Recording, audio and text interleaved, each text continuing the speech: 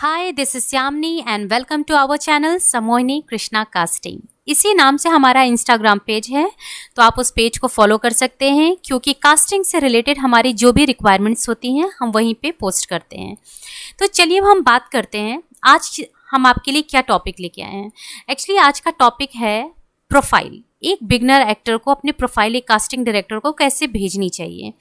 तो ये बात आपको सबसे अच्छा मेरे ख्याल से एक कास्टिंग डायरेक्टर ही बता सकता है, क्योंकि कास्टिंग डायरेक्टर आए दिन ही वो बिगनर्स के न्यू एक्टर्स के प्रोफाइल्स को देखता रहता है, विजिट करता रहता है, तो उनको अच्छे से पता है कि आप गलतियां कहाँ करते हैं। तो मैं चाहती हूँ कि आप सीधे कास्टिंग डायरेक्टर कृष्णा को सुने, वो आपको सब बताएंगे आपकी प्रॉब्लम्स के बारे में। तो चलिए शुरू करते हैं। Hi, this is Krishna, casting director of Bollywood. जैसे कि आप सभी ने भी सुना होगा कि आज हम किस टॉपिक्स पे बात करने वाले हैं। तो सबसे पहले उसमें हम आते हैं व्हाट इज़ प्रोफाइल। प्रोफाइल किसे कहते हैं, प्रोफाइल कैसा होना चाहिए, प्रोफाइल में क्या क्या होना चाहिए, सबसे पहले हम इस पर बात करते हैं। देखिए, प्रोफाइल में ऐड ऑन करने को तो आप अपना फ़ोटो होती है, इंट्रोडक्शन से वीडियो होती है, आपने रिटन बायोडाटा होता है और वर्क लिंक भी होता है। करने को तो कुछ चीज़ें बहुत सारी आप उसमें डाल सकते हैं, लेकिन 3 बेसिक ऐसी चीज़ें होती हैं, अगर वे नहीं हैं, बाकी और कुछ हो या ना हो आपका चल जाएगा, लेकिन इन तीनों में से अगर एक भी चीज़ नहीं है तो आपका प्रोफाइल वहाँ अधूरा है। आप अपने आप को अधूरी जानकारी के थ्रू किसी कास्टिंग डायरेक्टर के सामने प्रेजेंट करते हैं। तो वे 3 बेसिक चीज़ क्या है जो इसमें होनी चाहिए। सबसे पहली आपकी पिक्चर्स, वो 3 तरीके की होती हैं, क्लोजअप, हाफ और फुल लेंथ में। तो ये तीनों कैटेगरी के पिक्चर्स में आप डालिए। नंबर 2 आपका आता है रिटन बायोडाटा, जो आप अपने बारे में बताते हैं, अपनी name, age, height, profile, contact number, email ID और पासपोर्ट वगैरह की जानकारी आप उसमें डालते हैं। थर्ड वन आता है आपका इंट्रोडक्शन वीडियो, जो कि 1 मिनट की होती है और इतनी होनी ही चाहिए, क्योंकि 1 मिनट कम से कम आपको लग ही जाएगा अपने बारे में बताने में, अपना प्रोफाइल देने में। तो इन तीनों में से अगर कोई भी आपके प्रोफाइल में नहीं है तो आपका प्रोफाइल अधूरा है। और अधूरा प्रोफाइल अगर आप किसी को भेजते हो तो आप अपने बारे में अधूरी जानकारी किसी कास्टिंग डायरेक्टर के सामने भेज रहे हैं, जो कि बिल्कुल गलत। चलिए अब हम बात करते हैं सेकंड टॉपिक की, जो कि है इंट्रोडक्शन वीडियो कैसी होनी चाहिए आपकी। तो इंट्रो वीडियो रिकॉर्ड करने से पहले आप ध्यान रखें अपने बैकग्राउंड का। आपका बैकग्राउंड बिल्कुल क्लीन हो, ज़्यादा हौच-पौच ना हो, डिस्ट्रैक्टिव बिल्कुल ना हो।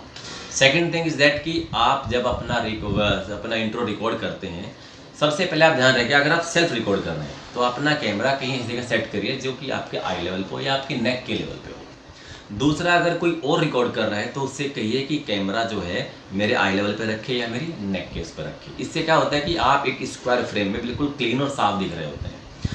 तीसरी चीज़ का ध्यान रखें, जब आप अपने बारे में इस इंट्रो वीडियो में बता रहे होते हैं तो प्लीज़ हाथ लगना चाहिए कि आप अपने बारे में आप बता रहे हो। तो देखो, इंट्रोडक्शन वीडियो क्या प्रेजेंट करते हैं, हम इंट्रोडक्शन वीडियो क्यों मंगाते हैं। देखिए, इंट्रो में क्या क्या हम लोग चेक करते हैं। सबसे पहले आपकी वॉइस क्लैरिटी, आप जो बोल रहे होते हैं हमको लगता है पता है इसकी आवाज़ में कितनी क्लैरिटी है। सेकंड थिंग, आप कितने न्यूट्रल हैं, आप कितने सहज हैं, आप कितने ठहराव के साथ अपने बारे में बता रहे होते हैं। तो जिसमें ये सारी चीज़ें होती हैं, तो जब वो हमारे पास आता है तो कहीं ना कहीं हमें लगता है कि ये यार ये एक पॉजिटिव एनर्जी हमें दे रहा है और ये बिल्कुल जिस तरीका का इंट्रो होना चाहिए वैसा इसका इंट्रो है। तो हम लोग पक्का उसको कॉल करते हैं और उसको किसी न किसी कैरेक्टर के लिए हम जिसमें वो फिट होता है ज़रूर बुलाते हैं। तो अपना इंट्रो रिकॉर्ड करते वक्त इस सारी चीज़ों का ध्यान ज़रूर रखिए, ऐसी गलती ना करें। तो अब हम बात करते हैं तीसरा टॉपिक, जो कि है रिटन बायोडाटा। रिटन इंट्रो आप कैसा लिखते हैं, इसमें क्या क्या लिखना चाहिए। उसमें आप age, name, age, height, profile, contact number, email ID और पासपोर्ट, ये तो आप मेंशन करते हैं, बेसिक चीज़ होगी, हर कोई करता है। तीसरी इसके बाद जो चीज़ें आती हैं उनका हमको खास ध्यान रखना है, जैसे कि लैंग्वेज और आपकी अदर स्किल। आप लैंग्वेज में आप वही चीज़ मेंशन करें, वही लैंग्वेज यहाँ मेंशन करें जिसमें सच में ट्रुथफुली आपकी कमांड है। वो अंग्रेज़ी हो, हिंदी हो, उर्दू हो, डजंट मैटर, लेकिन जो भी हो उसको आप अच्छे से बोल सकते हैं, समझ सकते हैं, ये चीज़ ज़रूर होनी चाहिए। कई बार लोग क्या गलती करते हैं कि कुछ ऐसी भाषाएं भी वहाँ वो लोग मेंशन कर देते हैं जो सुन के समझ लेते हैं, लेकिन सुन के समझना एक अलग चीज़ है और उस लैंग्वेज को बोलना या उसमें ट्रेंड होना एक अलग चीज़ है।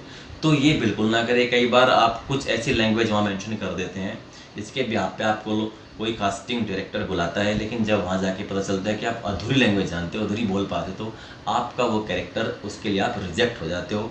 फिर ना आपको अच्छा लगता है और ना फिर उनको अच्छा लगता है, जो बुला के आप अपना टाइम ख़राब करते हैं वहाँ पे। तो ये चीज़ बिल्कुल ना करें। दूसरी चीज़ है आपकी जो दूसरी स्किल्स है, स्किल्स में आप डांसर अच्छे हो सकते हो, आप स्पोर्ट्स में अच्छे हो सकते हो, आप सिंगर अच्छे हो सकते हो, आप म्यूज़िक अच्छा प्ले कर लेते हो। तो इनमें से जिस पे सच में कमांड है वो वहाँ मेंशन कर दीजिए। आप राइटर है, वहाँ भी मेंशन कर दीजिए। तो ये इस चीज़ का खास ध्यान रखिए, ये बस वही मेंशन करें जिसमें आपकी ट्रुथफुली कमांड है।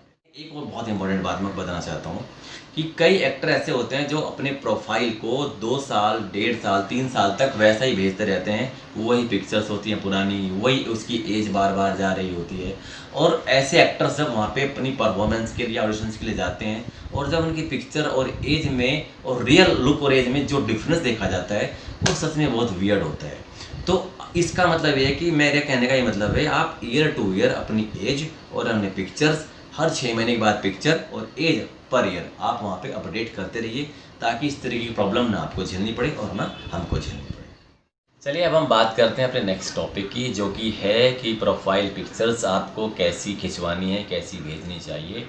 तो ये निर्भर करता है, डिपेंड करता है कि आप पिक्चर्स टीवी सीरियल के लिए भेज रहे हैं, ऐड के लिए, म्यूज़िक एल्बम के लिए, या फिर वेब सीरीज़ और फिल्म्स के लिए। इन दोनों में देखो एक फ़र्क है, फिल्म्स और वेब सीरीज़ के लिए पिक्चर्स कुछ अलग तरीके की होती हैं, ऐड, टीवी सीरियल्स और म्यूज़िक एल्बम्स के लिए पिक्चर्स अलग होती है। तो टीवी वालों का, सीरियल्स वालों का, या फिर म्यूज़िक एल्बम वालों का, या ऐड वालों का जो एक रिक्वायरमेंट का जो फॉर्मेट है, वो कुछ वैसा हो गया है कि इनको पोर्टफोलियो वाली पिक्चर्स ही ज़्यादा काम की लगती हैं बनिस्बत उनकी के जो कैमरे से या फिर हम मोबाइल से खींचकर भेजते हैं।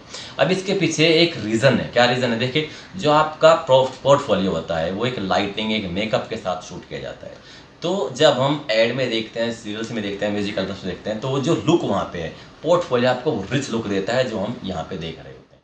तो आप अपनी प्रोफाइल्स जो पिक्चर्स हैं टीवी सीरियल, ऐड और म्यूजिक एल्बम्स के लिए हमेशा अपना पोर्टफोलियो वाली पिक्चर्स ही वहाँ पे भेजिए। अब मैं आपको बताना चाहूँगा कि फिल्म्स के लिए, वेब सीरीज़ के लिए कैसी पिक्चर्स आपको भेजनी चाहिए। देखिए, यहाँ पे क्या है ना कि आजकल के जो कंटेंट है, जो कि आप देख ही रहे हैं, वेब सीरीज़ किस तरीके की आती है और जो फिल्म्स है वो किस कंटेंट पे बन रही है। बहुत रियलिस्टिक चीज़ें आज स्टोरीज़ पे जो है अभी वेब सीरीज़ और फिल्म्स बन रही हैं। तो इनके लिए क्या होता है कि आप सिंपली अपने कैमरे से अपनी पिक्चर्स लीजिए, कैंडिड पिक्चर से रैंडम पिक्चर लीजिए, बस बैकग्राउंड का थोड़ा ध्यान रखिए और अपने आप वही पिक्चर कास्टिंग डायरेक्टर्स को भेज सकते हैं, क्योंकि ये ज़्यादा वर्क करती है। क्योंकि जो रियलिस्टिक कंटेंट है उनमें आपका रियल लुक ही हमको चाहिए होता है, न कि पोर्टफोलियो वाला लुक चाहिए होता है। पोर्टफोलियो की रिक्वायरमेंट होती है कुछ कुछ कैरेक्टर्स के लिए।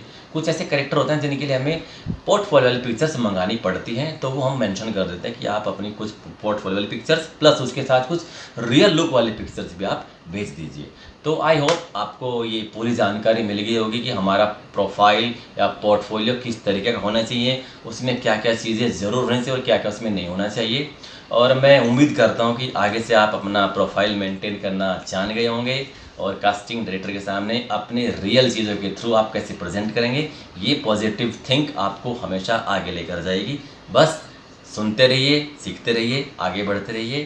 Thank you so much. मुझे लगता है कि आपको काफ़ी हद तक समझ में आ गया होगा कि अब आपकी प्रोफाइल कैसी होनी चाहिए, कौन सी गलतियां आपको बिल्कुल भी अपने प्रोफाइल्स में नहीं करनी है। तो आप अपनी प्रोफाइल को अब सही करना शुरू कर दीजिए। इस वीडियो को ध्यान से सुनिए और जो भी गलतियां आप करते आए हैं उनको ख़त्म करिए।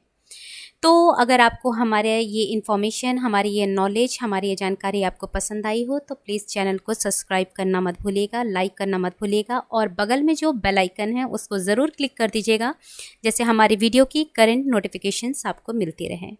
हम ऐसे ही आपके लिए ज़रूरी वीडियोस लेते आते रहेंगे और आप चाहें तो हमारे कमेंट बॉक्स में आप क्या चाहते हैं नेक्स्ट टॉपिक, ये हमसे शेयर कर सकते हैं। हम ज़रूर उस टॉपिक पे वीडियो बनाएंगे। सो इसी बात के साथ मैं अपनी बात ख़त्म करती हूँ एंड जल्द ही मिलते हैं नई वीडियो में। Good luck and bye bye.